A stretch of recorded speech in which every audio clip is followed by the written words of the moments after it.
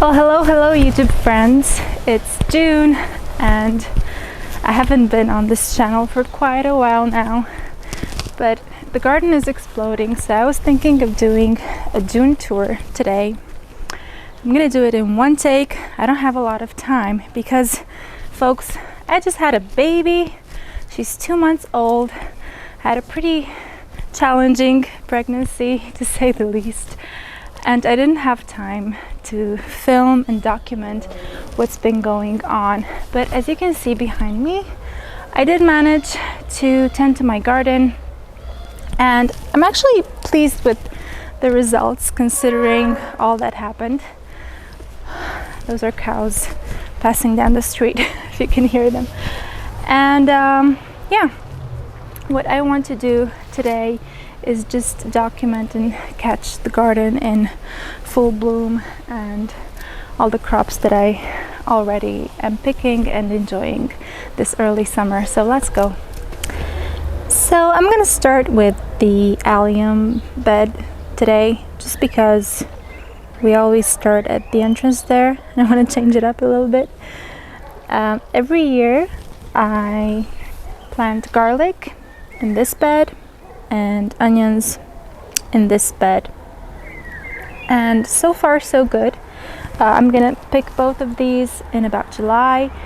The garlic is getting pretty big and I haven't weeded this bed in quite a while, 3 to 4 weeks, but it's not so bad and it doesn't seem to affect the crop. I have some self-seeded fennel here. I never seem to be able to grow fennel for some reason. It never germinates, but this time it's self-seeded from some seed left in the ground a couple of years back.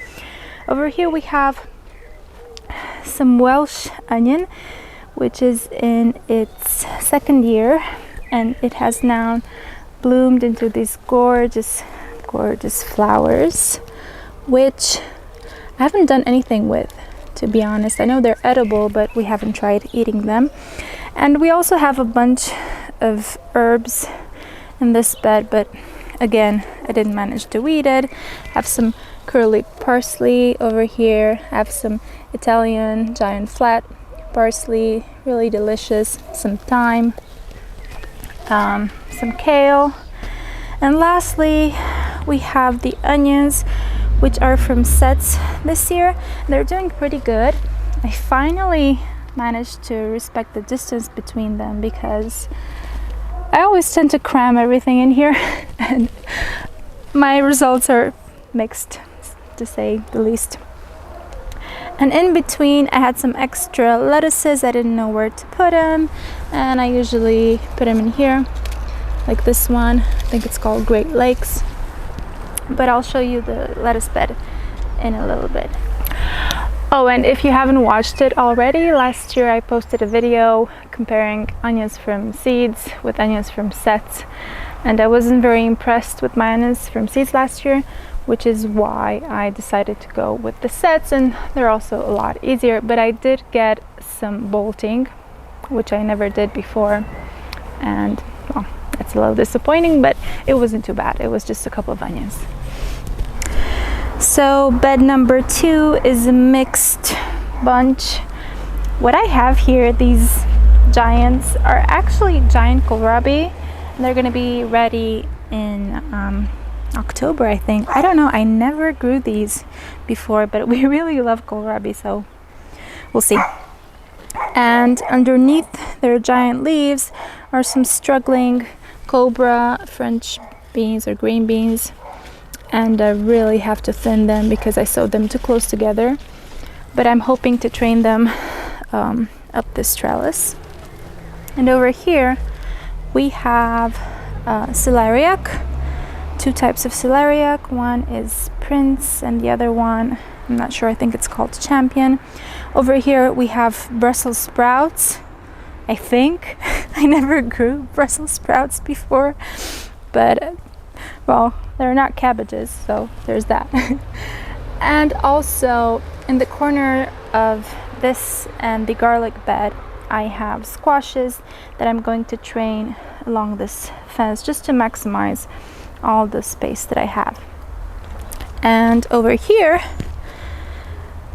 I bought some strawberries that were supposed to be climbing strawberries. I never heard of such a thing, but that's how they advertised them. And some people were putting up reviews saying that they climbed all over their balcony, they were fantastic.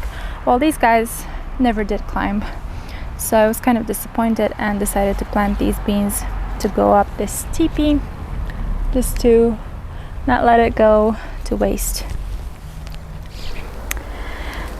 This over here is my pepper bed, and I also combined it with some celeriac down the middle, and I'm so stoked to see some root forming there already. And all the peppers that I planted in doubles, just because the lady where I bought them from said that it was better this way for pollination. I'm not exactly sure. This year I had terrible pepper seedlings and terrible tomato seedlings because of the starting soil mix that I used. So I'm never gonna make that mistake again, that's for sure. So to save the day, I went to this lady and bought a bunch of seedlings. My tomatoes over here as well. So yeah, my pepper bed with celeriac and 2 rows of peppers. And also over here I have cosmos growing, which was hit by aphids. We have a huge aphid problem every May, and we spray everything with neem oil, but I forgot to spray this one. Well, my husband did, but I'm thankful that he did spray. And you can see hopefully all the ants that are busy farming the aphids and sucking the honeydew off them. So we have both an ant problem and an aphid problem in the garden. Oh, and I just wanted to say that all along these vertical posts and netting, I have squash growing. Over here I have melon. I never grew melon before, so that's a novelty as well. Just like this one, it's called red curry. It's or something like that. Yes, red curry squash. It's an Asian squash that's supposed to be really nutty and good.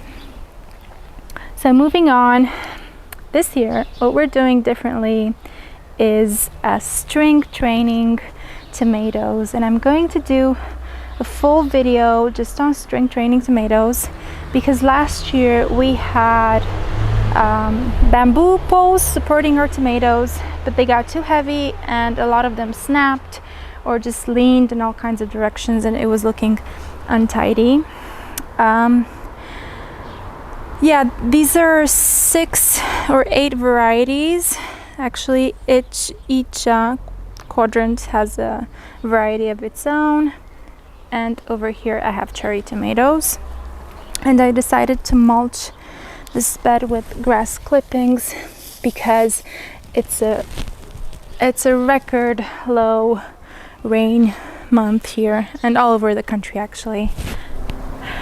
And also shout out to my husband for building this very useful structure behind me, because it wasn't an easy thing to do and I have no DIY skills whatsoever. So yeah, there's that. So right next to the tomato bed we have our roots bed. Have some beetroot in here, I have some carrots. The carrots this year, all the spring carrots aren't doing so well. They didn't germinate that well because I didn't keep on top of watering. But the beetroot did slightly better. We also had a freakishly cold spring, so I feel like they're really behind and they got attacked by aphids, but then again they do every spring, and every year I get beets, so that's okay. And I have one right here for you guys. And climbing on that trellis there, well, it doesn't climb by itself, I have to guide it upwards, is my giant banana squash. Actually, I think it's pink banana squash because it has a salmon color. And here is my very first fruit right there. Yeah, little guy, I hope you grow and grow. And lastly, over here on this side is probably the tallest potato crop I've ever seen. It comes up to my chest almost. And I watered them, so they all toppled over yesterday. But it's almost time for harvest. So in a couple of weeks, I'm expecting to start harvesting some of these guys. The potatoes and the raspberries combined in this corner just make the garden look so exploded. It's like a huge jungle. Over there in my perennial bed, things have gotten out of control, but we'll talk about that in a minute.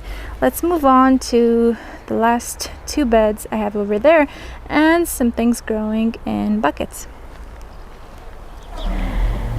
Okay, so here are two beds where I feel like the vertical trellises just really shine, and they both support peas at the moment.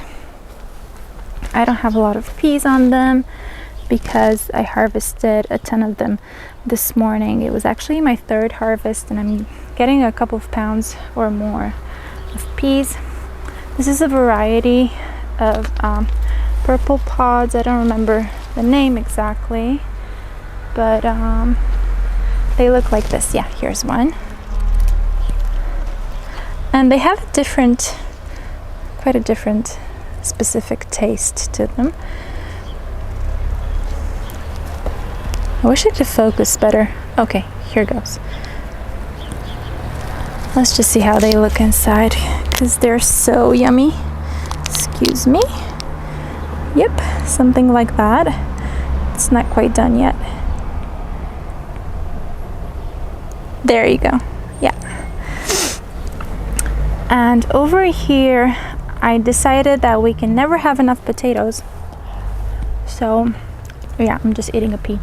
So I planted about 7 of these buckets, and I do have to water them frequently because otherwise they just get droopy, like this one over here, or like that one over there. That's the best example of what happens if you don't take care of your container potatoes. So don't follow my example, but I think we will get some potatoes out of this bed. And I don't know, I'm just waiting for that glorious moment when we are going to take one of these buckets, turn it upside down, and just see what we have. And hopefully I'll film that too, but I can't promise anything. Like I said before, at the giant kohlrabi beds, we really love kohlrabi. It's so fresh and tastes like the heart of a cabbage. And I discovered this awesome variety called Lanro. It grows much bigger than this, and I don't think it gets woody. I haven't tested it yet to grow to larger size, but it's just so much better than everything that I grew before. And over there, a purple variety called Delicates Blauer, and yeah, I'm waiting for this to mature as well. But what I kind of messed up with the kohlrabi, or I don't know, maybe they do like shade. They're kind of shaded over here in between the peas and the broad beans, but they do get a couple of hours of sun midday. And yes, the broad beans, they got hit by aphids really bad, really bad. You can see over here. I mean, I picked their tops off and we sprayed them with neem, and that helped, but I don't know, I just feel like whenever aphids hit, some plants do get affected. We also got some rust. I talked about rust before in my broad beans video, but I had never seen it until this year. So this is what rust looks like. But overall, the plant is doing well. It has some broad beans in it, and I'm planning to do a video I just feel like I'm telling you guys what I'm planning to do and not actually doing it. But we have some nice broad beans over here. I'm just gonna eat one and move on. And the last annual bed is my beautiful lettuce bed. It's going to flower at the moment, or not yet, but very soon. This is a variety called American Brown, really giant, tender leaves. This is Lolo Rosa and Lolo Bionda, and they're more bolt resistant. They're still going to go bitter in a little bit. This one called Four Season Wonder, something like that, is already bolting, but I do have lettuce seedlings growing indoors under lights, and I'm going to replace these with fresh new seedlings. Hopefully they won't get scorched by the sun. And over here some beets for leaves, or mangold, or I know they have another name, but the term escapes me right now. And I haven't harvested these. It's so annoying when I grow so much food and I don't eat it. And in my usual very crammed fashion, I ended up interplanting some hot peppers in here, and they got totally shaded. So yeah, I don't think I'm gonna have any hot peppers this year. Have some over here, and over here, and some eggplant seedlings, which they're also bought from that lady. I don't know. I just don't know. They seem small to me, but we'll see. And over here we have some fresh oregano. It's the first time I'm growing it, and I find it fabulous on top of cheese and all kinds of summery fresh meals. So yeah, this is my garden so far. And one last thing I have to show you is my perennial corner of the garden. So this huge bush behind me is my giant lovage. It's good for about a month, and then it grows taller than a tree, and I have to chop it down because it doesn't taste that good and I don't know what to do with it. But right next to it is a thing that I wanted to show you up close with my face in it because, well, you haven't seen me in a while. It's this thing called Canadian blueberry, I think. I'm so sorry, I haven't researched it, but my husband bought it. It looks like a tree.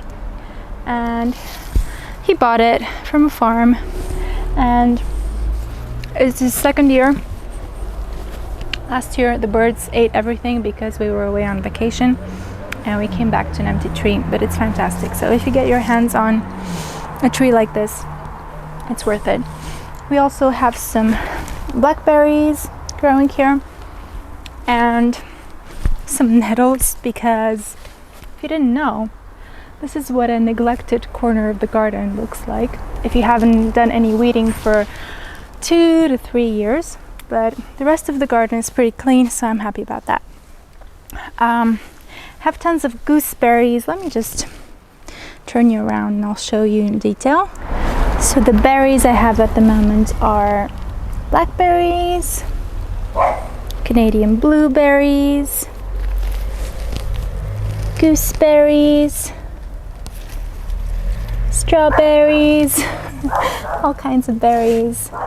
Currant, red currant. Unfortunately, the fruit's all sticky because of aphids and some sort of mites.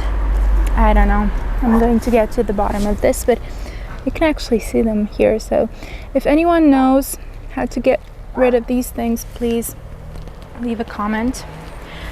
We have a black currant over here with some fruit ripening on it.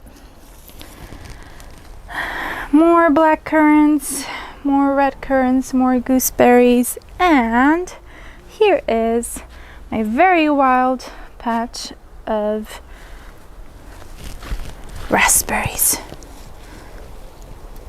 And what happened here was, in spring we actually pruned this quite aggressively, but we had massive new growth, and I don't know, I just don't know what to do with it because it's going to fruit next year, so I don't want to cut the wrong thing, but it is getting out of hand because I planted too many canes, and now it's just getting out of control. In fact, we have so many of these new shoots popping up everywhere, even on the pathways like this one over here. So they're basically weeds at this point. But I love raspberries, so I'm not upset about that. Oh, and lastly, this is the first year that our vine is fruiting after we almost destroyed it. The first year when we moved in, somebody cut it to the ground and we mended it back to life, so to speak. So we're gonna have tons of fruit this year, and it's great because it's shading the other part of the garden.